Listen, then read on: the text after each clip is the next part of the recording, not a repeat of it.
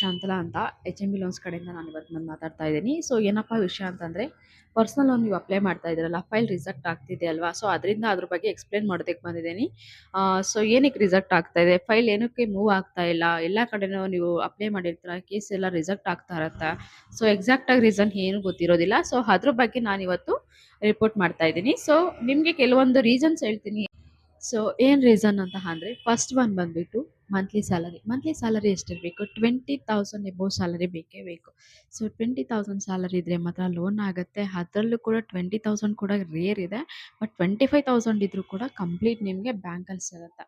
So ಕೆಲವ್ರು like example ಹೇಳಬೇಕು ಅಂತಂದರೆ, ಸೊ ಲೈಕ್ 15,000 ಇರುತ್ತೆ, 20,000 ಇರುತ್ತೆ, ಬ್ಯಾಂಕಲ್ಲಿ ಲೋನ್ ಆಗಲ್ಲ. ಸೊ ಅವರು ಬ್ಯಾಂಕಲ್ಲಿ ಅಪ್ಲೈ ಮಾಡಿರ್ತಾರೆ. ಸೊ ಅಲ್ಲಿ ಆಗೋದಿಲ್ಲ ಅಲ್ವಾ? 25,000 ಒಂದೊಂದು ಬ್ಯಾಂಕಲ್ಲಿ 30,000 ಬೇಕಾಗುತ್ತೆ. So depends salary company bank wise, ಯಾವ ಬ್ಯಾಂಕಲ್ಲಿ ಎಷ್ಟು ಸ್ಯಾಲ್ರಿ ಇರಬೇಕು, ಬ್ಯಾಂಕ್ ವೈಸ್ ನೋಡ್ಕೊಂಡು ಮೂವ್ ಮಾಡಬೇಕು. ಸೊ ಅದರಿಂದನೂ ಸಹ ನಾವು ಈ ಥರ ಗೊತ್ತಿಲ್ಲದೇ ನಾವು ಅಪ್ಲೈ ಮಾಡಿರ್ತೀವಿ. ಸೊ ಲೈಕ್ ಎಕ್ಸಾಂಪಲ್ ಒಂದು ಬ್ಯಾಂಕಲ್ಲಿ ಒಂದು 30K ಸ್ಯಾಲ್ರಿ ರಿಕ್ವೈರ್ಮೆಂಟ್ ಇರುತ್ತೆ. ನಾವೇನು ಮಾಡ್ತೀವಿ, 20,000 ಇದ್ರೂ ಕೂಡ ಅಪ್ಲೈ ಮಾಡ್ತೀವಿ. ಸೊ ಅಲ್ಲಿ ರಿಜೆಕ್ಟ್ ಆಗುತ್ತೆ. ಸೊ ಈ ಒಂದು ರೀಸನ್ನಿಂದ ಕೂಡ ಫೈಲ್ ರಿಜೆಕ್ಟ್ ಆಗುತ್ತೆ. ಸೊ ನೆಕ್ಸ್ಟ್ ಒಂದು ಸೆಕೆಂಡ್ ರೀಸನ್ ಏನಪ್ಪಾ ಅಂತಂದರೆ, ಅಡ್ರೆಸ್ ಪ್ರೂಫ್. ಅಡ್ರೆಸ್ ಪ್ರೂಫ್ ಏನಂದರೆ, ಕೆಲವೊಂದು ಬ್ಯಾಂಕಲ್ಲಿ ಅಡ್ರೆಸ್ ಪ್ರೂಫ್ ಇದ್ರೂ ಮಾಡ್ತಾರೆ, ಕೆಲವೊಂದು ಬ್ಯಾಂಕಲ್ಲಿ ಅಡ್ರೆಸ್ ಪ್ರೂಫ್ ಇಲ್ದಿದ್ರೂ ಮಾಡ್ತಾರೆ, ಕೆಲವೊಂದು ಬ್ಯಾಂಕಲ್ಲಿ ಕೆಲವೊಂದು ಪ್ರೂಫನ್ನು ಅಕ್ಸೆಪ್ಟ್ ಮಾಡಲ್ಲ. ಪ್ರೂಫ್ ಯಾವ್ದ್ಯಾವುದು ಅಂತಂದರೆ, rental agreement, Aadhaar card, voter I D, DL, postpaid bill, wifi bill, so gas bill. So ಇದು ಬಂದು ರೆಸಿಡೆನ್ಸಿ ಪ್ರೂಫ್ ಆಗಿರುತ್ತೆ. ಈ ಒಂದು ಪ್ರೂಫಲ್ಲಿ ಯಾವುದು ಒಂದಿಲ್ಲ ಅಂದರೂ ಕೂಡ ಕೆಲವೊಂದು ಬ್ಯಾಂಕಲ್ಲಿ ಕೇಸ್ ಆಗಲ್ಲ. ಕೆಲವೊಂದು ಬ್ಯಾಂಕಲ್ಲಿ ಅಡ್ಜಸ್ಟ್‌ಮೆಂಟಲಬಲ್ ಆಗತ್ತೆ, ಬಟ್ ಪ್ರಾಪರಾಗಿ ಹೇಳೋಕ್ಕಾಗಲ್ಲ. ಸೊ ಈ ಒಂದು ರೀಸನ್ಸಿಂದನೂ ಕೂಡ ನಾವು ಪ್ರೂಫ್ ಇಲ್ಲದೆ ಡಾಕ್ಯುಮೆಂಟ್ ಎಲ್ಲ ಅಪ್ಲೋಡ್ ಮಾಡಿ ಡಾಕ್ಯುಮೆಂಟ್ ಮೂವ್ ಮಾಡಿರ್ತೀವಿ. ಎಕ್ಸಾಂಪಲ್ ಕೆಲವೊಂದು ಪ್ರೂಫ್ ಇರೋದಿಲ್ಲ. ಸೊ ಅದರಿಂದ ಲೇಟ್ ಮಾಡ್ದಂಗೆಲ್ಲ ಸೊ ಸಿಸ್ಟಮಲ್ಲಿ ರಿಜೆಕ್ಟ್ ಆಯಿತು ಅಂದರೆ ನಾವು ಮತ್ತೆ ಮೂವ್ ಮಾಡೋಕ್ಕಾಗಲ್ಲ. ಸೊ ಟೈಮ್ ತಗೊಳುತ್ತೆ. ಈ ಒಂದು ರೀಸನ್ನು ಕೂಡ ಒಂದು ಮೇನ್ ಇಂಪಾರ್ಟೆಂಟ್ ಆಗುತ್ತೆ. ಸೊ ಥರ್ಡ್ ಒನ್ ಬಂದುಬಿಟ್ಟು PF ಅಮೌಂಟು. PF ಅಮೌಂಟ್ ಹೆಂಗೆ ಅಂತಂದರೆ, PF ಇದ್ರೂ ಮಾಡ್ತೀವಿ, PF ಇಲ್ಲದಿದ್ರೂ ಮಾಡ್ತೀವಿ. PF ಇದ್ದರೆ ಬ್ಯಾಂಕಲ್ಲಿ ಆಗುತ್ತೆ, PF ಇಲ್ಲಾಂದರೆ NBFC ಬ್ಯಾಂಕಲ್ಲಿ ಆಗುತ್ತೆ. ಇಷ್ಟು simple reason. So example 1,00,000 salary ತೊಗೊಳ್ತಾ ಇದ್ದಾರೆ ಕಸ್ಟಮರು, PF ಇರೋದಿಲ್ಲ, ಅದು ಬ್ಯಾಂಕಲ್ಲಿ ಆಗೋದಿಲ್ಲ. ಸೊ ಇದು NBFC ಬ್ಯಾಂಕಲ್ಲಿ ಮಾಡ್ಬೋದು. ಸೊ ಅವನೇನು ಮಾಡ್ತಾನೆ, ಬ್ಯಾಂಕಲ್ಲಿ ಅಪ್ಲೈ ಮಾಡ್ತಾನೆ, ಬ್ಯಾಂಕಲ್ಲಿ ಕೇಸ್ ರಿಜೆಕ್ಟ್ ಆಗುತ್ತೆ. ಸೊ PF ಇದ್ದರೆ ಮಾತ್ರ ಬ್ಯಾಂಕಲ್ಲಿ ಆಗುತ್ತೆ. ಸೊ ಆ PF ಇಲ್ಲದೆ ಇರೋ ರೀಸನ್ನಿಂದ ಫೈಲು ಮೂವ್ ಆಗಿರೋದಿಲ್ಲ. ಈ ಒಂದು ರೀಸನ್ ಕೂಡ ಮೇನ್ ಇಂಪಾರ್ಟೆಂಟ್ ಆಗುತ್ತೆ. ಸೊ ನೆಕ್ಸ್ಟ್ ಫೋರ್ತ್ ಒನ್ ಬಂದ್ಬಿಟ್ಟು working experience. Company working experience minimum ಒಂದು 2 to 3 ಇಯರ್ಸ್ ಕಂಪ್ಲೀಟಾಗಿ ವರ್ಕ್ ಮಾಡಿರಬೇಕು. ಆ ಎಲಿಜಿಬಿಲಿಟಿ ಹೆಂಗೆ ಬರುತ್ತೆ, ಎಕ್ಸ್ಪೀರಿಯನ್ಸ್ ಬೇಸ್ ಮೇಲೆ ಕೂಡ ಅವ್ರಿಗೆ ಎಲಿಜಿಬಿಲಿಟಿ ಬರುತ್ತೆ. ಸೊ ಇದು ಒಂದು ಕೂಡ ಎಕ್ಸ್ಪೀರಿಯನ್ಸಿಂದನೇ ಮಿನಿಮಮ್ ಅಂದರೆ 1 ವರ್ಷ, 8 ತಿಂಗಳು, 7 ತಿಂಗಳು ಈ ಥರ ಕೆಲಸ ಮಾಡಿದರೆ ಅದು ಅವ್ರಿಗೆ ಲೋನ್ ಅಪ್ರೂವಲ್ ಬರಲ್ಲ. ಬಂದರೂ ಸಹ ಜಸ್ಟ್ 1 or 2 ಬ್ಯಾಂಕ್ಸ್ ಪಾಸಿಬಿಲಿಟಿ ಬರುತ್ತೆ, ಬಟ್ ಪ್ರಾಪರಾಗಿ ಎಕ್ಸಾಕ್ಟಾಗಿ ಸೊ ಆಗಲ್ಲ. ಸೊ ಈ ಒಂದು ರೀಸನ್ ಕೂಡ ಮೇನ್ ಇಂಪಾರ್ಟೆಂಟ್ ಆಗುತ್ತೆ. ಸೊ ನೆಕ್ಸ್ಟ್ ಬಂದ್ಬಿಟ್ಟು ಕಂಪನಿ ಕ್ಯಾಟಗರಿ.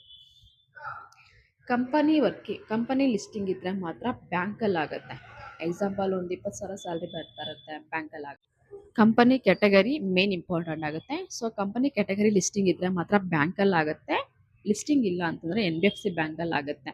ಸೊ 1,00,000 ಸ್ಯಾಲ್ರಿ ತಗೊಳ್ಳೋನು ಬ್ಯಾಂಕಲ್ಲಿ ಮಾಡ್ತಾನೆ, ಸೊ ಕೇಸ್ ರಿಜೆಕ್ಟ್ ಆಗುತ್ತೆ. ಏನು ರೀಸನ್ಸ್ ಕೊಡಲ್ಲ, ಏನೋ ಸಮ್ ರೀಸನ್ಸ್ ಅಂತ ಹೇಳ್ಬಿಟ್ಟು ಸೊ ಅದನ್ನ ಸ್ಟಾಪ್ ಮಾಡ್ತಾರೆ. ಸೊ ಮೇನ್ ರೀಸನ್ ಏನಂದರೆ, ಕಂಪನಿ ಲಿಸ್ಟಿಂಗ್ ಇದ್ದರೆ ಮಾತ್ರ ಬ್ಯಾಂಕಲ್ಲಿ ಖಂಡಿತ ಆಗುತ್ತೆ, ಕಂಪನಿ ಲಿಸ್ಟಿಂಗ್ ಇಲ್ಲ ಅಂದರೆ ಖಂಡಿತ ಬ್ಯಾಂಕಲ್ಲಿ ಆಗಲ್ಲ. ಸೊ ಇದನ್ನು ನಾವು NBFC ಬ್ಯಾಂಕಲ್ಲಿ ಮಾಡ್ಬೋದು. PF ಈಸ್ ಮ್ಯಾಂಡೇಟ್ರಿ, ಬಟ್ ಕೆಲವೊಂದು ಬ್ಯಾಂಕ್, ಎಲ್ಲ ಬ್ಯಾಂಕಲ್ಲಿ ಮಾಡೋಕ್ಕಾಗಲ್ಲ, ಅದು NBFC ಬ್ಯಾಂಕಲ್ಲಿ ಕೂಡ ರೇರ್ ಇದೆ. ಸೊ ಆ ಬ್ಯಾಂಕಲ್ಲಿ ಮಾತ್ರ ಇದನ್ನ ನಾವು ಫೈಲ್ ಮೂವ್ ಮಾಡ್ಬೋದು. ಸೊ ಈ ಒಂದು ರೀಸನ್ಸಿಂದನೂ ಕೂಡ ಮೇನ್ ಇಂಪಾರ್ಟೆಂಟ್ ಆಗುತ್ತೆ, ಕೇಸ್ ರಿಜೆಕ್ಟ್ ಆಗುತ್ತೆ. ಸೊ ನೆಕ್ಸ್ಟ್ ಬಂದು ಲೋನ್ ಎನ್ಕ್ವೈರೀಸ್. ಸೊ ಇದು ಮೇನ್ ಇಂಪಾರ್ಟೆಂಟ್ ಆಗುತ್ತೆ. ಪ್ರತಿಯೊಂದು ಬ್ಯಾಂಕಲ್ಲಿ ಸೊ ಡಿಫ್ರೆಂಟ್ ಪಾಲಿಸಿ ಇದೆ, ಡಿಫ್ರೆಂಟ್ ಎನ್ಕ್ವೈರಿನ ಎಕ್ಸೆಪ್ಟ್ ಮಾಡೋರು ಇರುತ್ತೆ. ಸೊ ಈ ಒಂದು ನಾವೇನು ಮಾಡ್ತೀವಿ, ಒಂದು ಫೈಲ್ ಅಪ್ಲೈ ಮಾಡಿರ್ತೀವಿ, ಫೈಲ್ ರಿಜೆಕ್ಟ್ ಆಗಿರುತ್ತೆ, ನಾವೇನು ಅಲ್ಲಾಗಲ್ಲ ಅಂದ್ಬಿಟ್ಟು ಇನ್ನೊಂದು ಕಡೆ ಅಪ್ಲೈ ಮಾಡ್ತೀವಿ, ಸೊ ಇದೇ ಥರ ಅಪ್ಲೈ ಮಾಡ್ಕೊಂಡು ಎನ್ಕ್ವೈರಿ ತುಂಬ ಆಗಿರುತ್ತೆ. ಸೊ ಅವಾಗ ಏನಾಗುತ್ತೆ, ಸೊ ಫೈಲ್ ಆಟೋಮೆಟಿಕ್ ಎನ್ಕ್ವೈರೀಸಿಂದನೂ ರಿಜೆಕ್ಟ್ ಆಗುತ್ತೆ. ಸೊ ನೆಕ್ಸ್ಟ್ ಬಂದ್ಬಿಟ್ಟು ಸಿಬಿಲ್ ಸ್ಕೋರ್. ನಮಗೆ ಇದು ಒಂದು ಮೇನ್ ಇಂಪಾರ್ಟೆಂಟು. ಸಿಬಿಲ್ ಸ್ಕೋರ್ ಇದ್ರೇ ನಮಗೆ ಫೈಲ್ ಆಗೋದು. ಸಿಬಿಲ್ ಸ್ಕೋರ್ ಇಲ್ಲ ಅಂದರೂ ಕೂಡ ಹೇಗಾಗುತ್ತೆ ಅಲ್ವಾ? ಸೊ ಸಿಬಿಲ್ ಸ್ಕೋರ್ ಕಂಪ್ಲೀಟಾಗಿ 690 ಎಬೋವ್ ಇದ್ದರೆ ಮಾತ್ರ ಫೈಲ್ ಆಗುತ್ತೆ. ಸಿಬಿಲ್ ಸ್ಕೋರ್ ಇದ್ದರೆ ಮಾತ್ರ ಸಾಲದು, ಟ್ರ್ಯಾಕು ಸಹ ಚೆನ್ನಾಗಿರಬೇಕು. ಸರ್ ಟ್ರ್ಯಾಕ್ ಅಂದರೆ ಏನಪ್ಪ ವಿಷಯ? So track simple. So DPDs ಆಗಿರ್ಬೋದು, ಸೆಟ್ಲ್ಮೆಂಟ್ ಆಗಿರ್ಬೋದು, ರಿಟರ್ನ್ ಆಫ್ ಆಗಿರ್ಬೋದು, ಸೊ ಆಲ್ಮೋಸ್ಟ್ ಲೈಕ್ ಅಂದರೆ ಓವರ್ಡ್ಯೂಸ್ ಅಮೌಂಟ್ ಆಗಿರ್ಬೋದು, ಮತ್ತು ಲೇಟೆಸ್ಟ್ ಚೆಕ್ ಬೌನ್ಸಸ್ ಆಗಿರ್ಬೋದು, ಈ ಥರ ಇದ್ದರೆ ಖಂಡಿತ ಕೇಸ್ ಆಗಲ್ಲ. ಸೊ ಈ ಒಂದು ರೀಸನ್ಸಿಂದನೂ ಕೂಡ ಒನ್ ಡೇ ಲೈಕ್ ಬೌನ್ಸ್ ಆಯಿತು ಅಂದರೆ ಖಂಡಿತ ಕೇಸ್ ಆಗಲ್ಲ. ಸೊ ಅದರಿಂದನೂ ಕೇಸ್ ರಿಜೆಕ್ಟ್ ಆಗುತ್ತೆ. ಸೊ ಹೆಂಗೆ ಅಂತ ಅಂದರೆ ಎಕ್ಸಾಂಪಲು ಇನ್ನೊಂದು, ಅವ್ರು ಏನು ಮಾಡಬೇಕು, ಸೆಟ್ಲ್ಮೆಂಟು ರಿಟರ್ನ್ ಆಫ್ ಆಗಿರೋರು ಏನು ಮಾಡಬೇಕಂದ್ರೆ, ಒಂದು ಲೋನ್ ತಗೊಂಡು 6 ತಿಂಗಳಿಲ್ಲ 1 ವರ್ಷ ಆದರೆ ಮಾತ್ರ next 99+ banks and NBFC bank tie up ಇದ್ದೀವಿ. ಸೊ ನಿಮಗೆ ಏನಾದರೂ ಇನ್ಫಾರ್ಮೇಷನ್ ಬೇಕಿದ್ದರೆ ನಾವು ನಂಬರ್ನ ಮೆನ್ಷನ್ ಮಾಡಿದ್ದೀವಿ, ನಂಬರಿಗೆ ಕಾಲ್ ಮಾಡಿ.